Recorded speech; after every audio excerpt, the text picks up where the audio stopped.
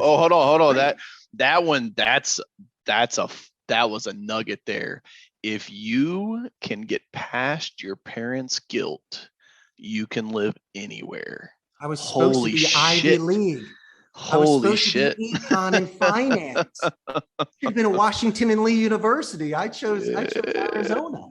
Yeah, man, that's a tough one. I'm telling you, that holds so many people back. And if you're listening to this right now, that might be holding you back.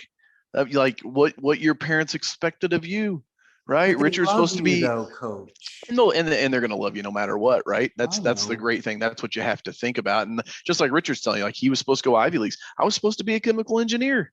My chemistry teacher and my guidance counselor were like, DJ, you can't just mow grass for the rest of your life. They couldn't see the vision, but that's not their responsibility. God puts your dream in your heart and sews that up. And, you have to own that dream and not let other people hold you back. So Richard, God bless you for not being afraid to go against that and living out your dream. And sometimes we kind of got to fumble through the woods looking for that dream, right? We kind of like know it's out this way, but we don't know where it's at exactly. And that's okay in life too.